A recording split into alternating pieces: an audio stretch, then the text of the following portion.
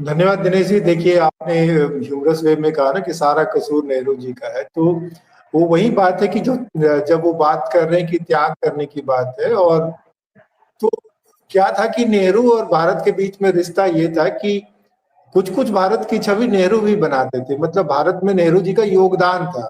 भारत नेहरू जी की वजह से भी पहचाना जाता था, ठीक है ना। लेकिन जब हम मोदी जी के बारे में बात करते हैं, तो मोदी जी भारत की वजह से हैं। हाँ, मोदी जी की ऐसी कोई अंतर्राष्ट्रीय छवि नहीं थी जिससे उनकी शख्सियत का कोई योगदान भारत के बड़ा होने में था। भले अब छोटा सही, होने में बिल्कुल उनकी की योगदान जरूर सही। हो जाए, है ना।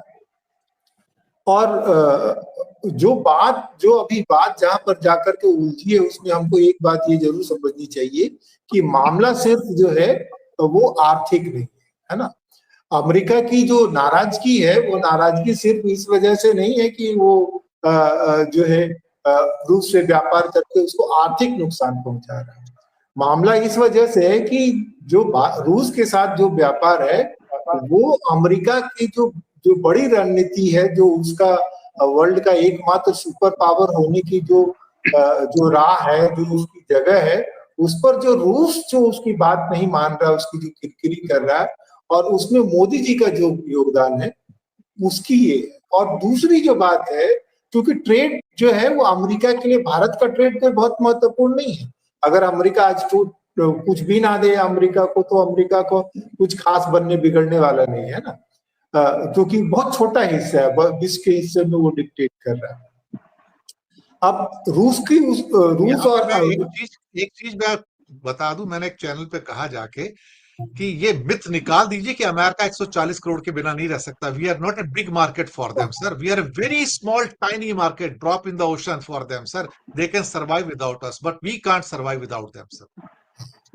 तो दूसरी बात जो ये कि जो आप जो दावेदारी कर रहे हैं विश्व में कि हम एक बड़ी शक्ति बन करके बनेंगे, जो 2030, 35 या 40 तक जाकर के हम तीसरी शक्ति बने, अभी नहीं बने।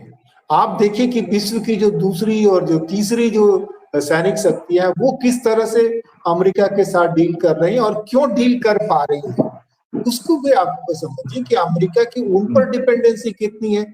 उनकी रूस तमाम चीजों के बावजूद अपनी राह इसलिए चल पा रहा है कि यूरोप जो है पूरी तरह से उसके ऊपर एनर्जी डिपेंडेंट है। रूस पूरी तरह से अपने मिलिट्री पावर में इंडिपेंडेंट है, और हम अभी अपने आसपास तो घिरे ही हैं, बल्कि अंतर्राष्ट्रीय उसमें भी हम घिरे हुए। जो हमारी विदेश नीति है, उसका असेसमेंट पूरी तरह से गलत हुआ। आपने ये नहीं देखा कि हमारा जो इकोनॉमिक जो स्ट्रक्चर है, वो उसकी अलाइनमेंट क्या है, उसकी डिपेंडेंसी क्या है।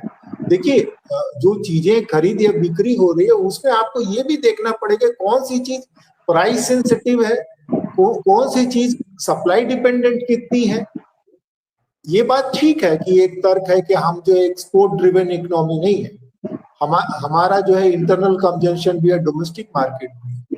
पर जिस तरह का खतरा आप उपस्थित कर रहे हैं, उस तरह के खतरे के लिए आपको तैयारी करनी पड़ती है। देखिए, पाकिस्तान जो बांग्लादेश की लड़ाई हुई, तो सब कहानी जानते हैं कि सैम मानेकशॉ ने इंदिरा गांधी के मुंह पे कहा कि हम अभी लड़ाई नहीं छेड़ सकते, क्योंकि ये मानसून का समय है, हमको तमाम चीजें लॉजिस्टिक देखनी होगी, सब चीजें देखनी। तो एक जो आपके सामने, जिसके ऊपर आप इकोनॉमिकली भी डिपेंडेंट है, आपसे जो मिलिट्रीली स्ट्रांग है, उसके साथ आपकी अदावत तो है ही।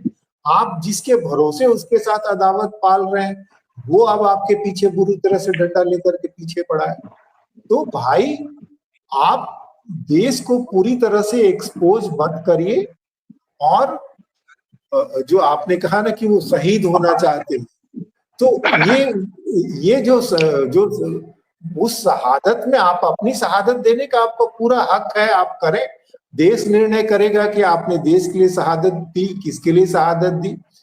पर ये जरूर कोशिश कीजिए कि देश का कोई नुकसान नहीं हो। आपको ये फर्क देखना पड़ेगा। आत्मसम्मान का मामला तो है, पर जो हमें इतिहास से सबक सीखनी चाहिए कि भाई, हम उस आत्मसम्मान में आज सिर कटा लें और कल के लिए हम जिंदा ही ना रहे, ये हमको जो बचा करके कल की लड़ाई के लिए हम तैयार रहें, कल हम विश्व गुरु का दावा कर सकें, उसकी आप तैयारी कर पाए, ये ज्यादा जरूरी है। और हमको अपनी ताकत पहचाननी पड़ेगी और कमजोरियां भी पहचाननी पड़ेगी, लेकिन उसके लिए बहुत जरूरी है कि आप देश को इकट्ठा कर पाए, पारदर्शी रूप से आप देश के साथ संवाद करें। दिनेश जी, मैं थोड़ा निकलूंगा दिनेश जी, थोड़ा मुझे एक जगह निकल कोई बात नहीं, आप निकल जाइए। अच्छा, एक सवाल और से पूछूं आपसे मैं अब जाते कुछ। जाते, विनय ठाकुर जी, एक इंडिया ने जो इरिटेट किया, ये अमेरिका के एक बड़े एक्सपर्ट का कहना है कि India has irritated America greatly. ये आदमी ने 35-40 बार कहा कि भाई मैंने सीज फायर कराया, मेरा उसमें रोल था, तुम उसको मानते क्यों नहीं? हम उसको डिनाई क्यों करते हैं हर बार? लोकसभा में खड़े होकर भी डिनाई कर रहे हैं कि हमने नहीं किया, नहीं किया। अरे यार, उसकी ईगो हर्ट हो गई है, बुरी तरह से हर्ट हुई है। एक बार कह देते ना, हाँ भैया तुम्हारा भी रोल था, हम सबका धन्यवाद करते हैं इस युद्ध को रुकवाने में, हमारे लोगों ने भी प्रयास किया, और ट्रम्प साहब आपने प्रयास किया, हम आपके भी शुक्रगुजार है कि आपने प्रयास किया। भाई साहब, बोलने में क्या जाता था आपको? एक दिनेश आदमी जी, 40 बार बोल चुका है सर। दिनेश जी, आप जो बात बोल रहे हैं तो मुझे ध्यान आता है कि जब चीन के साथ लड़ाई हुई थी तो पार्लियामेंट में जो था, विपक्षी दलों ने बहुत हंगामा किया और कहा कि भाई चीन हमारे साथ लड़ाई कर रहा है और आपके जो मेनन साहब हैं और जो है उनके साथ दावत खा रहे हैं।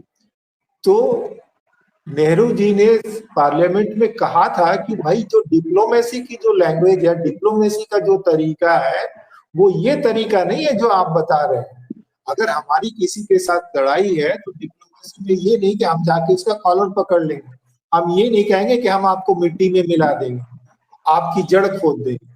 डिप्लोमेसी की एक भाषा है, आप जानेंगे कि कैसे वो मैसेज लेगा और कैसे मैसेज देगा। इतिहास गवाह है, जब तक जो है, जब तक इटली का सवाल पूरे यूरोप का सवाल नहीं बना, तब तक इटली का यूनिफिकेशन नहीं हुआ।